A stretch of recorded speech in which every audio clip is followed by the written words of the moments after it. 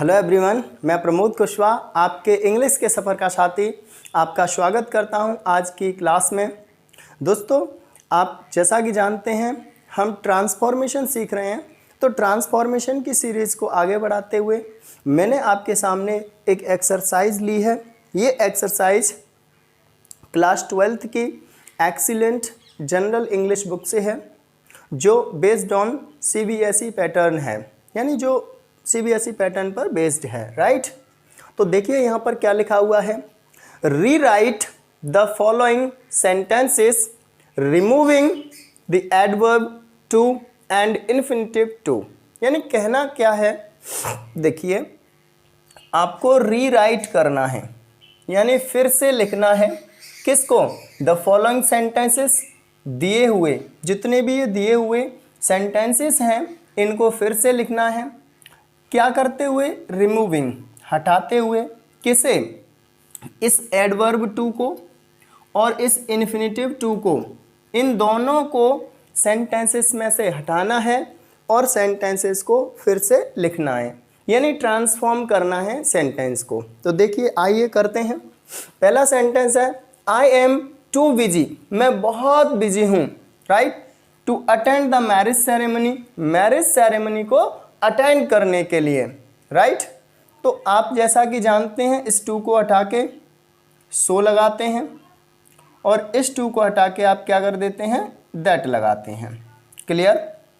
तो मैंने किया I am so busy, right, that. और हम जानते हैं कि दैट के बाद आगे एक सेंटेंस लगता है और वो सेंटेंस सब्जेक्ट से स्टार्ट होना चाहिए। किससे स्टार्ट होना चाहिए? सब्जेक्ट से। तो इस आई के अनुसार यहाँ पर क्या लगाएंगे? सब्जेक्ट लगाएंगे।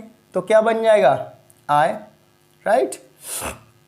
ये प्रेजेंट में है इसलिए इसको भी प्रेजेंट में रखेंगे, कैन लगाएंगे। अब इसमें देखिए टू के बाद, जैसे टू के साथ यहाँ पर लिखा हो नॉट टू, क्या लिखा हो? Not to. अगर नॉट आई हो यहाँ पर तो यहाँ नॉट नहीं लगाते हैं, लेकिन अब तो आप क्या कर रहे हैं? देख रहे हैं कि नॉट नहीं है, तो सीधा याद रखेंगे नॉट आई हो तो हटा दीजिए और नहीं आई हो तो लगा दीजिए। तो कैन के साथ आपने नॉट लगाया, आई can not attend the marriage ceremony, right. ये आपका सेंटेंस हो गया।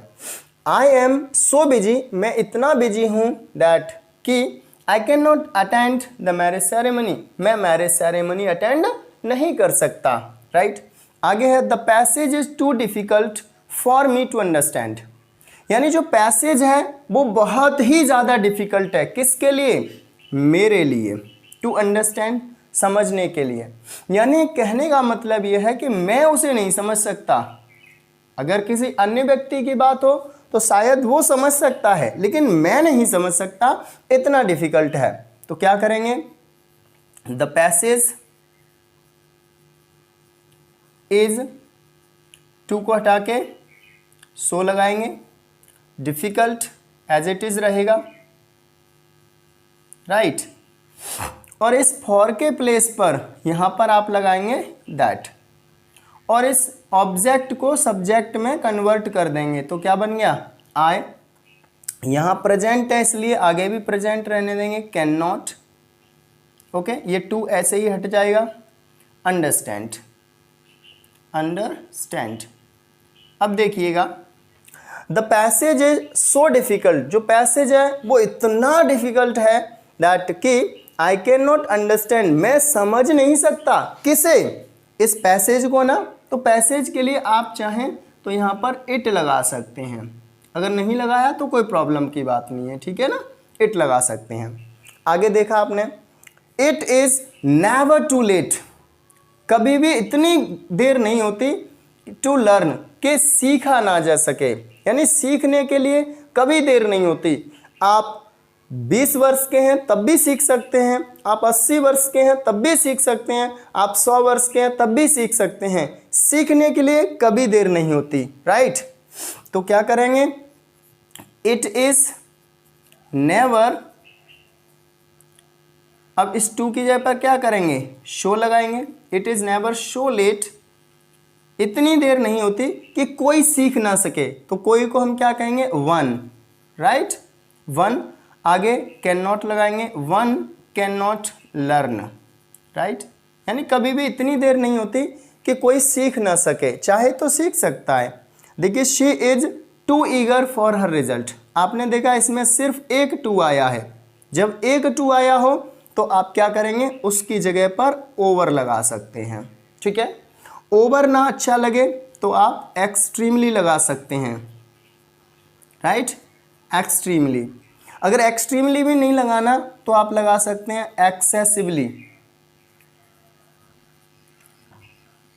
एक्सेसिवली, क्या लगा सकते हैं, एक्सेसिवली। तो ये हो जाएगा she is over eager for her result, she is over eager for her result.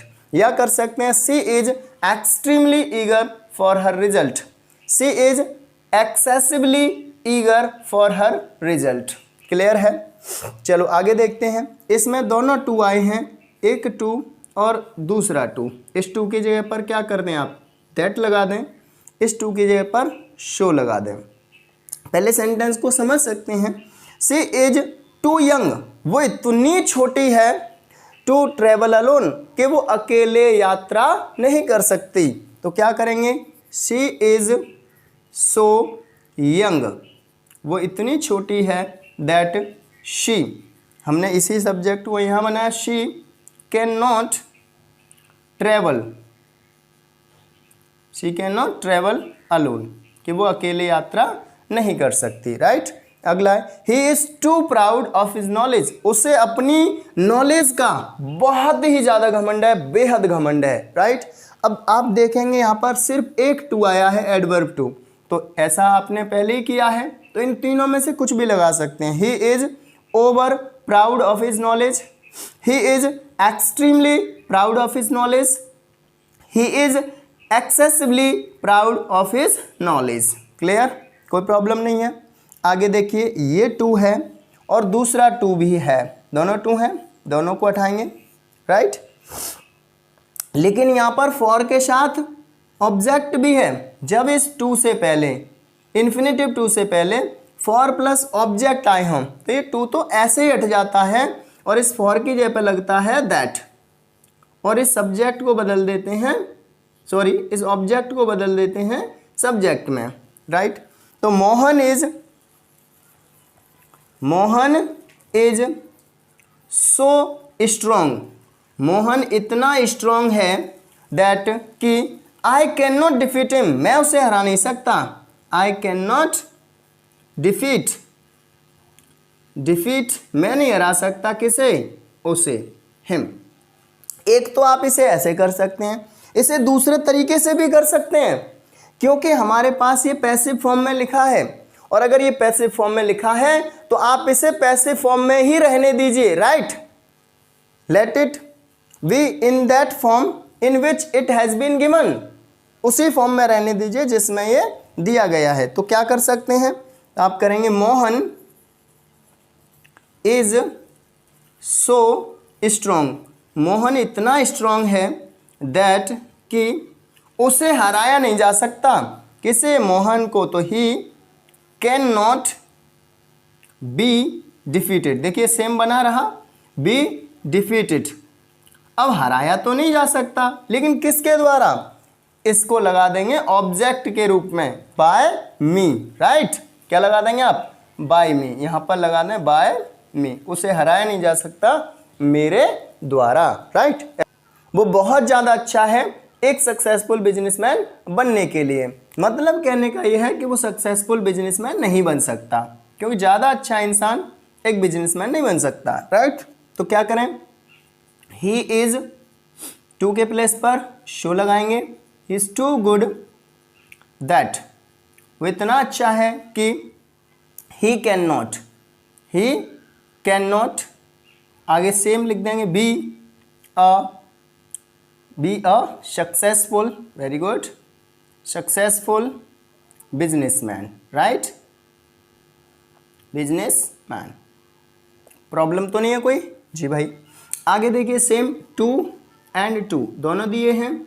आप क्या करें, ही वॉज क्या करेंगे, show tired, he was to tired, वो इतना थका हुआ था कि वो काम नहीं कर सकता था। ही कुड नॉट, देखिए ये पास्ट में है तो इधर भी पास्ट में रखेंगे, he could not work, right, he could not work, full stop. He speaks too fast to be understood, वो इतना तेज बोलता है कि उसे समझा नहीं जा सकता, राइट, उसकी बात को समझा नहीं जा सकता। तो क्या करें, he speaks so fast that, वो इतनी तेज बोलता है कि, देखिए ये भी पैसिव है जैसा कि मैंने आपको यहाँ बताया था, तो इसे भी आप दो तरीके से कर सकते हैं। पैसिव है तो पैसिव ही रहने दीजिए, तो यहाँ पर इसी के लिए क्या लगा देंगे, he speaks so fast that he can not be understood, कि उसे समझा नहीं जा सकता, उसकी बात को समझा नहीं जा सकता, उसकी बात पकड़ में नहीं आती, इतना फास्ट बोलता है वो। अब देखिए इसमें इस टू से पहले फॉर मी आ गया, फॉर मी आ गया तो चेंज करेंगे, जायज़ सी बात है। तो क्या करें, the box is so heavy, the box is so heavy that, इसको किस में बदलें, आई में, आई कैन नॉट लिफ्ट, मैं उठा नहीं सकता, जो बॉक्स है वो इतना भारी है कि मैं उठा नहीं सकता। क्लियर। तो आपने देखा कि हमने ज़्यादातर जो TOO है उसकी जगह पे क्या किया, सो किया, लेकिन ऐसी कंडीशन में दोनों टू थे, क्या था, एडवर्ब टू भी था और हमारे पास इन्फिनेटिव टू भी था। लेकिन जब अकेला एडवर्ब टू हो तो हमने क्या किया, ओवर, एक्सट्रीमली, एक्सेसिवली। इसमें आप क्या कर सकते हैं, लास्ट में बियॉन्ड द प्रॉपर लिमिट भी लगा सकते हैं, यहाँ से टू को हटा देंगे और कुछ भी नहीं लगाएंगे, यहाँ पर लास्ट में, सेंटेंस के लास्ट में लगा सकते हैं बियॉन्ड द प्रॉपर लिमिट। क्या लगा सकते हैं, बियॉन्ड द प्रॉपर लिमिट। यहाँ लिख के दिखाता हूँ, beyond the proper limit, right, इसे भी लगा सकते हैं। Okay.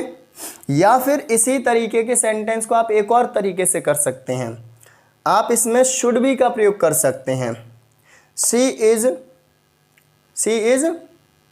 Eager for her result, मतलब यहाँ पर आप ओवर तो लगाएंगे ही लगाएंगे, लेकिन आगे शुड भी का प्रयोग कर सकते हैं। She is over eager for her result, right, ऐसे करें आप, यही सबसे अच्छा है, बाकी ये किसी भी झंझट में ना पड़े। तो she is eager for her result beyond the proper limit. Clear, ऐसे कर सकते हैं। या फिर अच्छा है आप ओवर का इस्तेमाल करें, बहुत इजी शब्द है और आगे लिखने में, स्पेलिंग में भी कोई प्रॉब्लम नहीं रहेगी। बाकी की अगर कोई फिर भी समस्या रह जाए, कोई डाउट रह जाए तो आप मुझे कमेंट कर सकते हैं, मैं आपके हर कमेंट का बेसब्री से इंतज़ार करूँगा और आपके हर क्वेश्चन का जवाब दूंगा। So thank you very much. आज के लिए इतना ही, फिर आगे मिलते हैं एक नई क्लास में एक नई बेहतरीन वीडियो के साथ। Thank you very much once again, नमस्ते, बाय बाय।